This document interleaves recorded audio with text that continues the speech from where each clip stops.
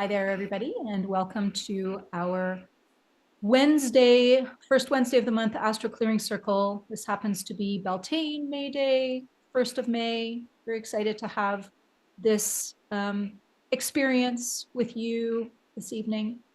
And Valen, you're going to start us off with a channeling, which we haven't done before in this context of Astro Clearing Circle. We used to do it with New Moon Circle. But before we do that, I just wanted us to all just take a moment, and we're going to be working with the 5th and 6th chakras this evening. So before we do that, let's place one hand on the belly and one hand on the heart.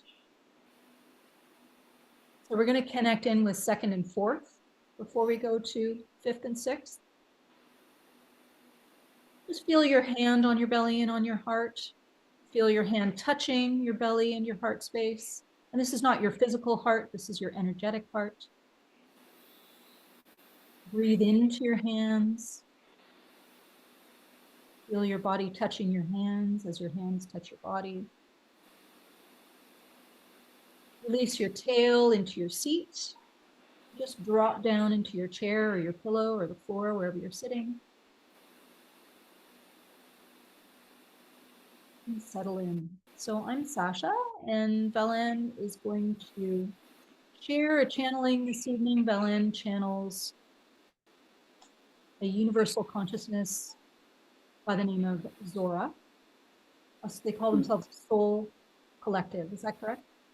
That's right. Yeah. Yeah. So we're just going to hand it over to Valen to offer us a message from Zora. Okay. So this is what came through today. My dear ones, you've chosen to live your life at this time to experience the expanding consciousness and new energies that are flooding your planet now. It is for you to open to ways of absorbing the energetic frequencies that enhance who you are. Your invitation to absorb, align, and embody these new energies is to ask for the grace at the pace that suits each one of you.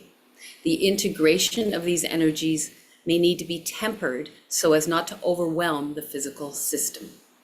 With your invitation, you can set your own understanding of what it means to be aware of and to live with all these new vibrations coming into consciousness. Be in gratitude for all that supports you to be in touch with this new way of being on your planet, for it will uplift and expand each one of you. And I realized I'd forgotten what I channeled, and it's interesting because what we're talking about tonight is very much also connected to higher consciousness, but also to the planet. So that's all very appropriate. Yeah, it's very appropriate, and I love their suggestion of really grounding and integrating so that we don't feel overwhelmed. And those are some of the pieces that we're going to work with, and that's why we started with a grounding exercise of just feeling the belly, feeling the heart, being present to your physical self, being present to your seat, and onward. So we're going to talk tonight about an asteroid by the name of Sedna, and it's a new planetary body. It was discovered in 2003. And it's changing signs. So it's part of the huge transformation that's going on for the next 3 years. All these big planetary bodies changing into a different sign and therefore bringing us a whole new energy. So we're stepping into a time that we've never been in before, and we have to move forward. We can't move back. So I never use Sedna in personal readings, although now I think I'm going to dig into it a bit more. I really connected because a couple of days ago she moved into Gemini. So she is the queen of the sea. This is from an Inuit legend. The actual asteroid has approximately 11,400 year orbit. So she goes as deep as it can to the outer reaches of our solar system. So there's a lot of symbology that comes from that in the astrology. And it will be the closest to the Earth that has been in however many years. Is it half of 11,000? I don't really know, but in a lot of years. So within 50 years. So really, at this time, it's already super close to the Earth. in which means is that we're already taking in more of her energy. So Sedna comes from an Inuit legend, and apparently there's all different legends, but the basic legend is, the really synopsis of it, is she was a beautiful Inuit daughter and chose not to marry. She just didn't want to marry, and there was some frustration with the father, and I'll just put this down into the little bit, but she ended up choosing to marry. In the end, in one legend, it was a wolf, there was a fish man and another one, but she married someone who turned out to not be what he was supposed to be, not her supporter. And her father was very upset, took her out into the ocean on their boat and dumped her over. And as she was climbing back in, this is just really brutal, chopped off her fingers. The fingers fell to the ocean floor and became the sea creatures. And she went deep, deep, deep into the ocean and became the queen of the sea. So we're talking water, we're talking depth, so that she connects us very deeply to deep emotions. It's the same idea of it being named because it goes so deep out into our solar system, so far out. And the part that's happening right now as we're discovering all these new astrological bodies is that our consciousness is ready to take in some of this new energy. So what she's bringing, as she's been way, way, way, way out in the Oort cloud, she's bringing in this new universal consciousness that we're now ready to start to integrate into our lives, to understand. We're ready to open to it. So there's a divine soul magic to what she's bringing to all of us. There's another piece that there's a lot of different things about abandonment and all sorts of stuff connected to her, but the piece that I thought was really important for our time is finding the inner balance of the yin yang, of the masculine, feminine. This is the inner masculine and inner feminine. Because her story, she was betrayed by the masculine. And so what we have a chance to do with her and with the information flowing through is, how do we heal our inner masculine? And where we have been betrayed by the outer masculine. Of course, I think we're all women here, and we live in a patriarchal society. So that's, a lot of that's built into our experiences. So she's bringing in this beautiful new energy because she didn't do what she was supposed to do in society. She paid the price, but through that price, she became what she was meant to be, the queen of the sea. Total deep transformation. Empowerment. That was her teaching. And so now she looks after the deep emotions and this universal consciousness, but also the creatures of the sea, the connection to earth, connection to the balance, to the planet in general, definitely the sea very specifically. So she's moving into Gemini. So in 2023, 2024, she's moving into Gemini until 2067. So we've got a lot of time to work with her. So the Gemini energy is about mental processes, about communication, about thinking, learning, teaching, questioning, fifth chakra. And so what's happening is she's bringing us new messages.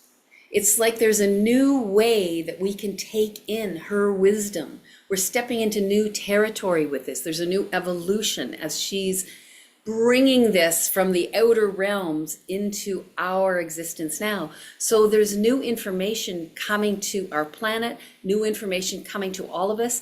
It's almost as if we can open to our own, new way of processing or being open to information that's coming to us. And part of that is through the sixth chakra. It's that insights that are coming from other realms. It's deep understanding. So not only are we connecting deeply to our emotional self and what we learn through that, but also opening to the wider universal consciousness that is flooding the planet right now. And the Sedna is part of that opening. So there's also stepping into for ourselves a new responsibility. So living life with new insights with the higher consciousness around our thoughts, our beliefs, our ideas.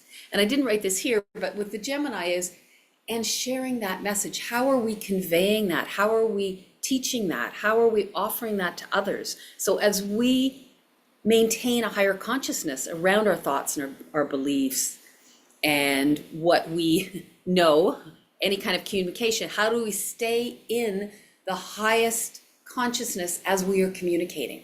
So there's a piece here that, you know, for any of us who are doing our own work around how do we live our best life and how do we step into the new higher frequencies, this is a new responsibility for us to recognize what it means to be able to communicate from this place.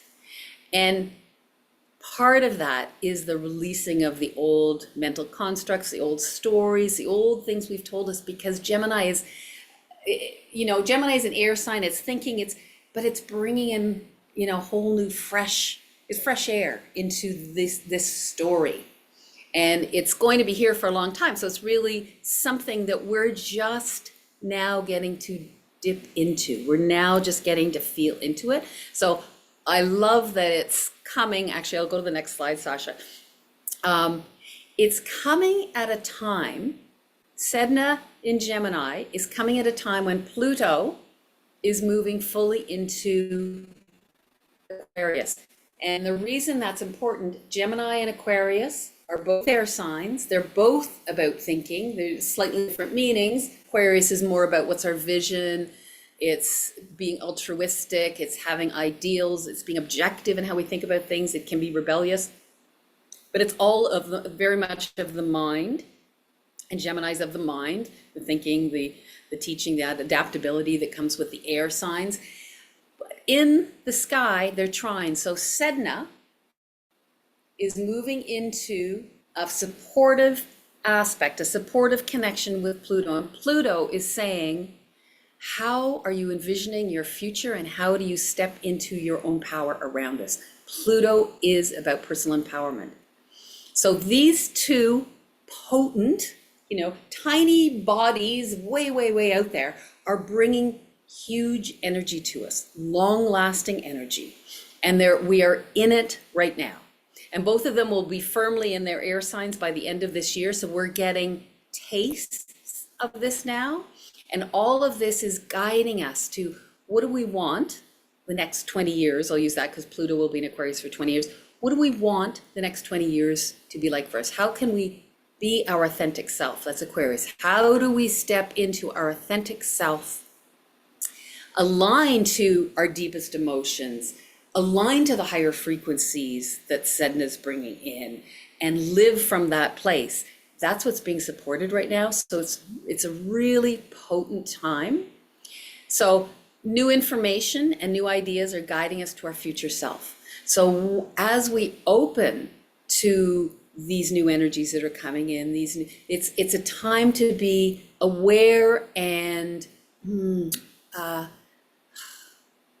almost inviting in this guidance that is coming to us in a new way.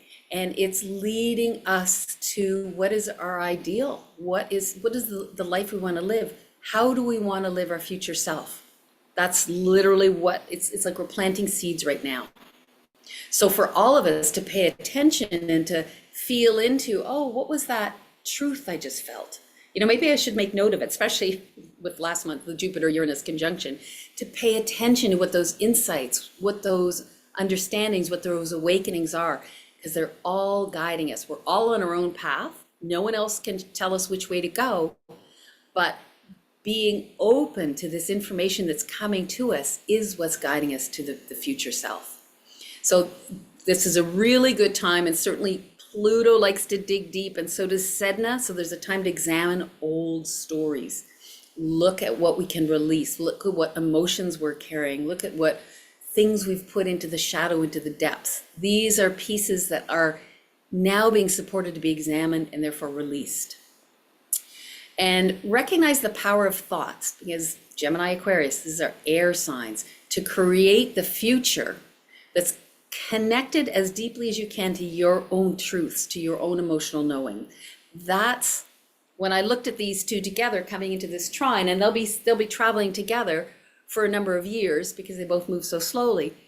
This is part of part of the empowerment that we can step into for ourselves.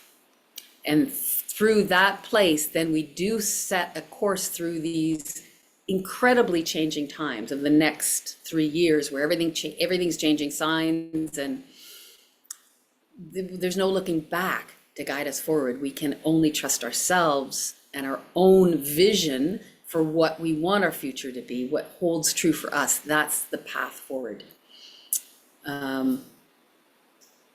So I think we've got one more slide for there we go. So, like I said, Pluto and Sedna are supporting each other in their air signs. So there's a lot about information, and then also about how we communicate that information, how we share that information, how we let it inform who we are now and what we want our life to be. And the planet Pluto is about personal empowerment. So we've just got these big, powerful forces coming into this really supportive way of being right now. So this is transformation. It's deep healing. So there is almost like a surrendering to the beauty of being at that level of depth within ourselves. Even when it can be challenging, which undoubtedly it will be at times, but this is absolutely supported for our own well-being, and it's for the well-being of the planet, because of course these are big planets that are impacting the collective.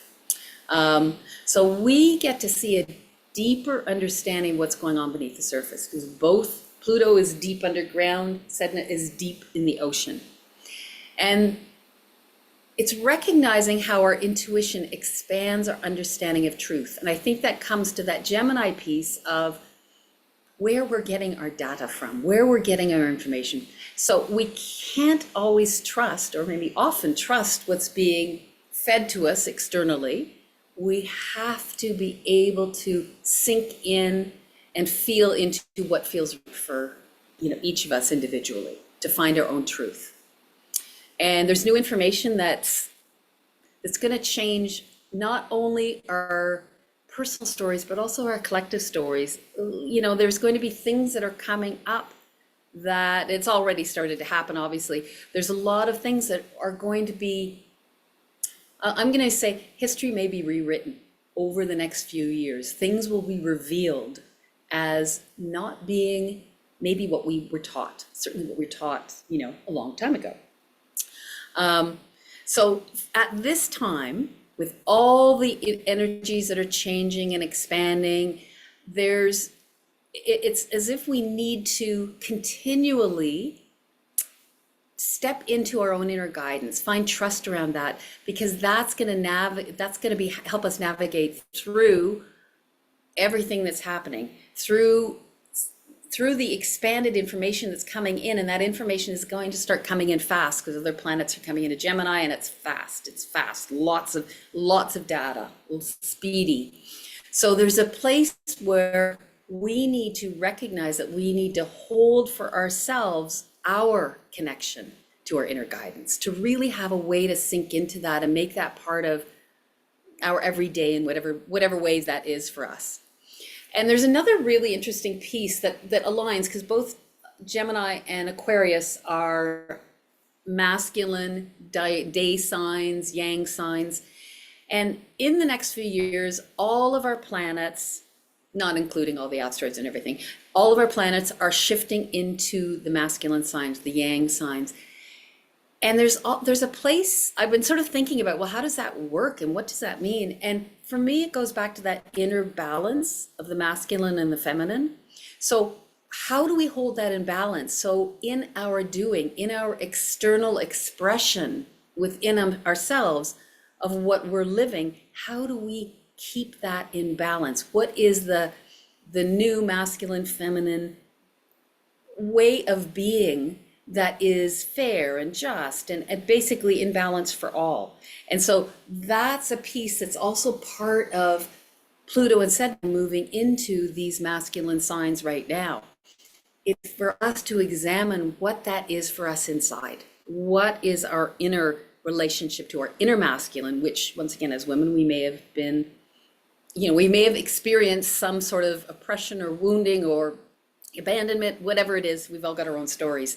But there's a place here where it's almost like it's our responsibility to step in and heal these places in ourselves so that we can then express the masculine, feminine in balance. That's what'll change our lives and change our world. So it's just such an interesting time, and I was really caught by the power of the story of Sedna and what she's offering us at this time. And certainly when she's in connection to Pluto, it just feels so pertinent, so empowering for all of us if we can connect to her energies. Love that. Thank you, Belen. So in working with these energies, I thought that we would take a few moments to consider our own personal relationship with two feminine archetypes, the mother and the queen. So just take a moment for you and think about maybe if you like to journal, if you have a pen and paper nearby, or if you just like to kind of sit with ideas, just take a moment to contemplate how you manifest or you embody in your world the energy of the mother. Because no matter whether we have human children or not, everybody mothers.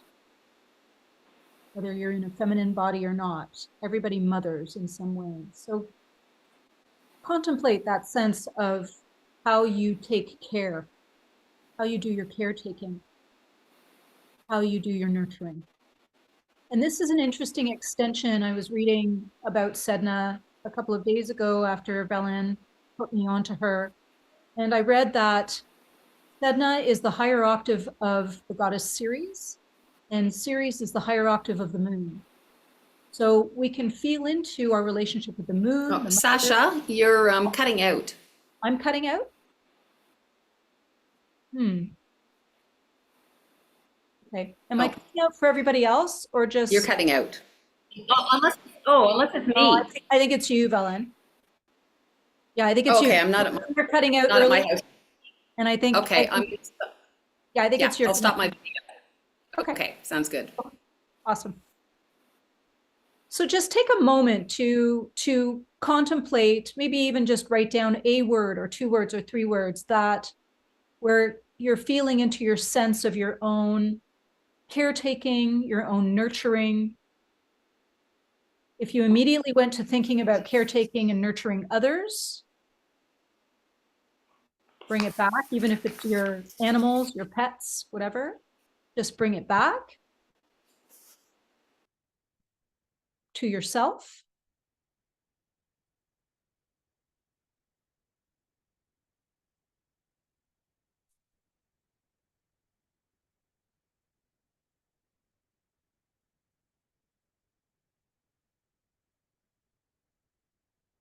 And then think about that archetype of the queen and what your relationship is to the archetype of the queen, what that means to you.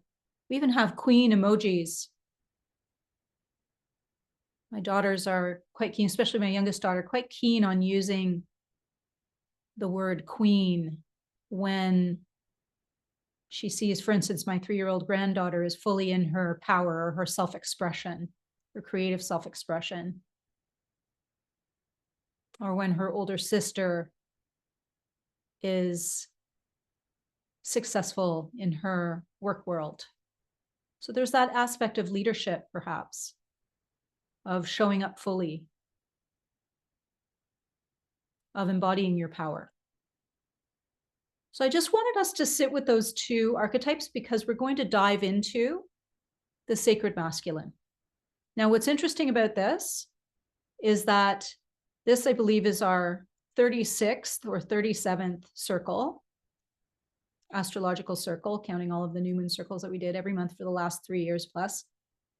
And we've never explored the sacred masculine. So I think that's really interesting that Sedna has kind of brought this forward and given us the opportunity to examine that and play with these archetypes. The two archetypes that we're going to explore this evening are your inner father and your inner king. So we're just going to feel into that. And before we dive in, let's get grounded again. So I'm going to ask you once again to take your hands, put one hand on the belly, just underneath the belly button, and one hand on the heart. That's the heart chakra. If you're in a female gendered body, then the likelihood is that you feel your heart chakra a little bit higher up, just below the clavicle. So just breathing into that, maybe closing your eyes if that feels good and safe for you to do so. And as you breathe, breathe deeply in through the nose and then exhale through the mouth, through pursed lips, very gently, just as if you're blowing at a candle flame or perhaps at a feather.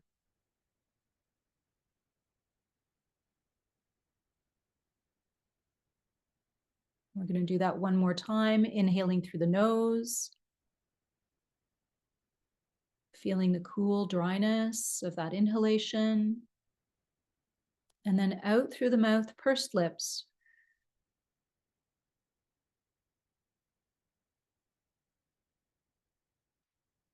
And then a third time.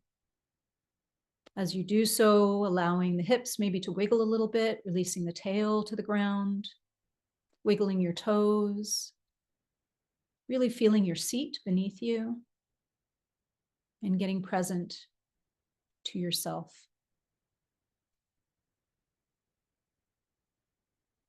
And now we're going to move one hand, whichever feels right to you. I'm going to move my heart hand up to my throat chakra. So some people feel not great about putting their hand on their throat. If you don't feel great about putting your hand on your throat, don't do it.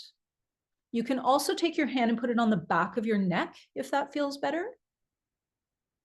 And if you want to bring some energetic healing with your hands using some individual personal Reiki, you can take your hands and just rub them together a little bit, and then put one hand on the front of the neck or the throat and one on the back. Again, it's gentle. There's no squeezing here. Just being super gentle. I can see some of you have your hands on either side of your neck with the base of the palm sitting at the throat area. That works too. So just feel into what works for you. We're really bringing attention to the throat. Now, what's interesting here is that, of course, the fifth chakra governs our hearing. It governs our listening. And that's actually the piece that we're going to be working with here, is the listening piece. That's the deep listening. So if it feels good to you to keep your hands where they are, please go ahead and do that. If you'd rather not keep them there throughout the journey, that's fine too. But just feel into that experience for you.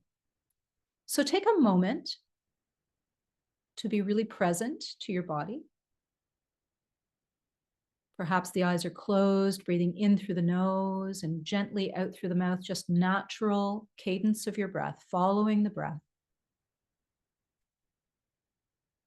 And we're going to take a little journey to the sea.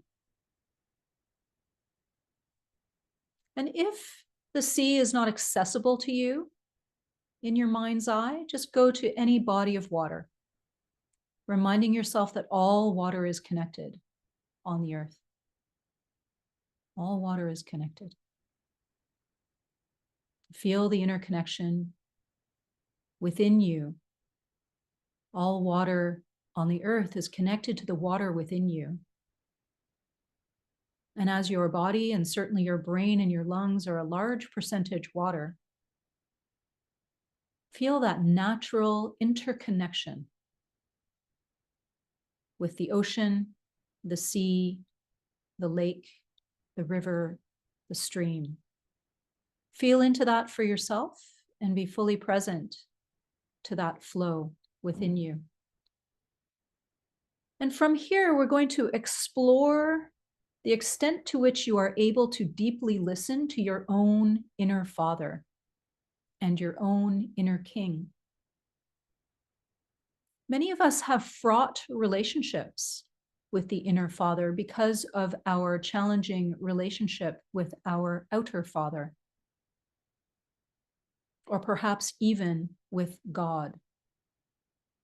So let's take this moment to listen to your inner father in the sense that he embodies the nurturing and supportive aspect of divine masculinity, offering stability and security to ensure your overall safety and well-being.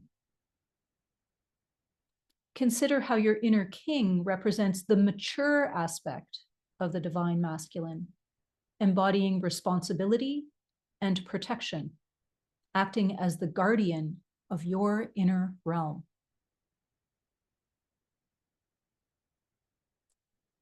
Now let's consider the nature of protection.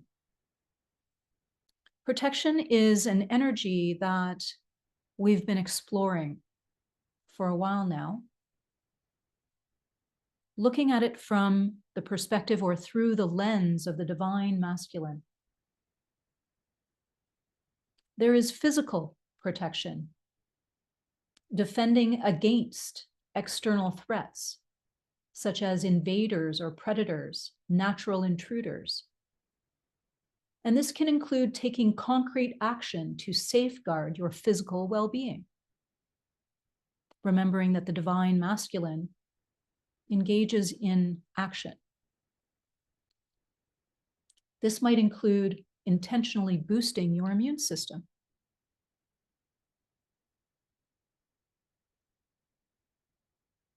Consider how that feels for you, how that lands in your world. Next, consider emotional protection. The divine masculine, your inner father and inner king create an emotional environment where you feel safe to express yourself and be vulnerable. Your inner father is your pillar of emotional strength, validating your unique experiences, offering reassurance during times of uncertainty, helping you feel comfortable in your own skin. Sit with how that inner energy is supporting you now, or maybe how you would ideally like it to be supporting you. Your inner masculine helps to set clear boundaries, modeling integrity, honesty, compassion in your relationships, empowering you to make responsible choices that positively contribute to your everyday experiences, as well as your choices and the actions that you choose to take for yourself.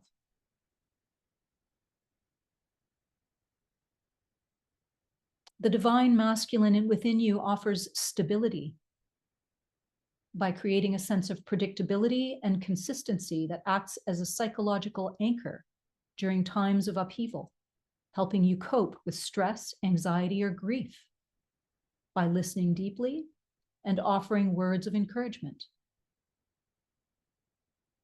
The divine masculine fosters resilience and self-confidence this way, empowering you to overcome adversity and thrive in the face of challenge.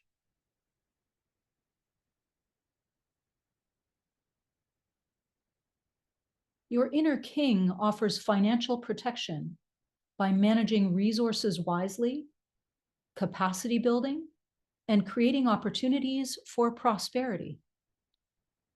It includes planning for your future and safeguarding against hardship or instability.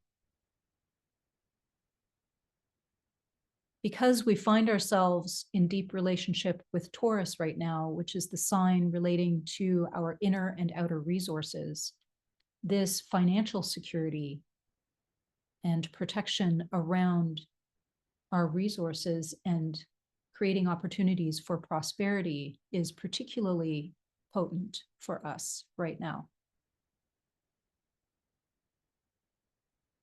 And finally, consider spiritual preservation that includes upholding the virtues and beliefs that define you, not in a rigid way, but maintaining connections to ancestral wisdom, which includes protecting sacred rituals or legends, like the legend of Sedna, and the way it fosters identity and inner belonging, which ensures a sense of interconnectedness and reinforces self-respect.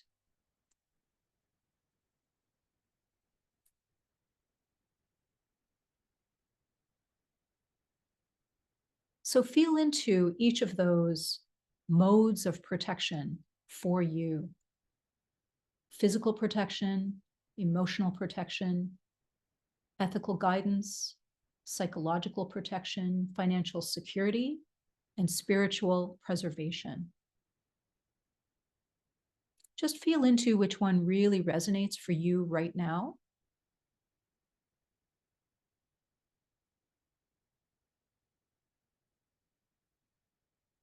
And when you're ready, take one or both hands and place them at your third eye, which is just this space between your eyebrows.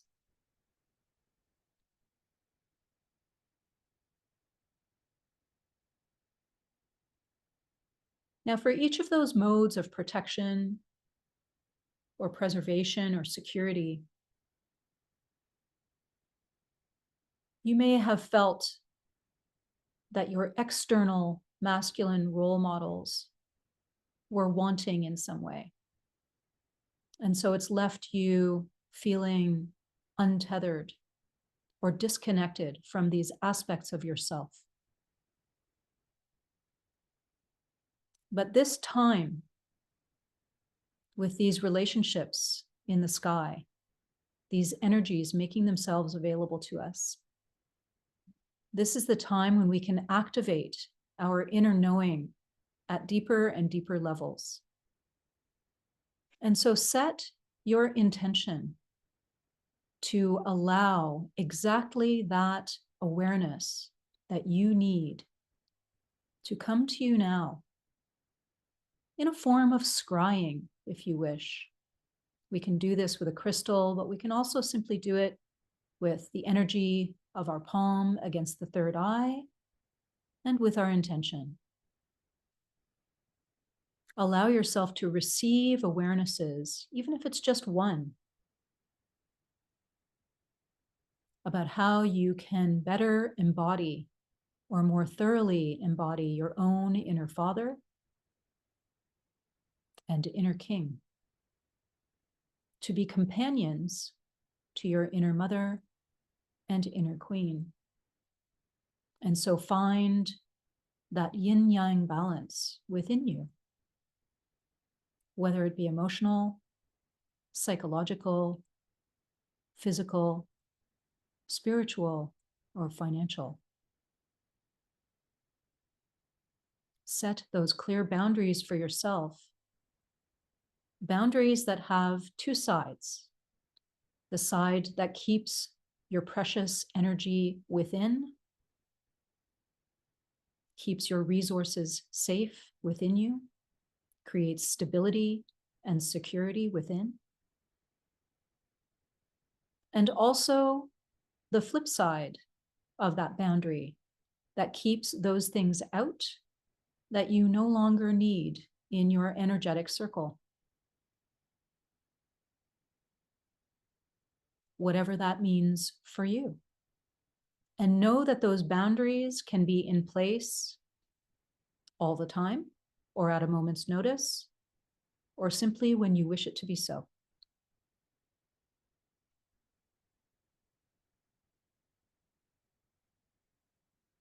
Allow yourself to sink into that deep listening with the fifth chakra and be open to divine inspiration with the sixth.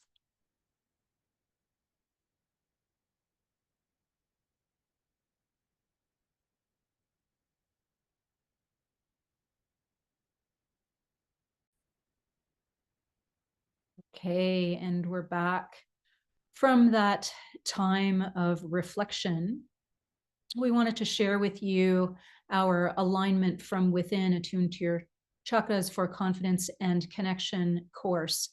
This includes some really beautiful practices. It's a course that is self-paced. You work at it at your own pace so that you can find your way with it. And it includes a beautiful ebook that is a workbook for you to work through each chakra individually. It also includes a number of bonuses, including a quick chakra reset. We're going to send along the link and watch your email for the coupon code to get a nice discount on that course selection as well. Just a reminder that our Inner Wisdom Circle monthly membership is open. We are excited to invite and welcome Candice Rasa to play with our Akash this coming week, next week on Tuesday. We are always gathering for our teaching circles on the first Tuesday of the month. And this month, we will be playing in our Akashic records. Candice will be offering us some exercises, some practices to ground and find stability. And we are just thrilled to be having Candice as our guest facilitator this month. Next month, we'll be welcoming our very own Sarah Brimson, who will be working with and playing with and sharing Yoga Nidra with us. And then Joy Caffrey follows in July, working with our radiance and our energetic body. So that's us. That's it for us this evening. Thanks for joining. And we will see you in June. The first Wednesday in June, we'll be here.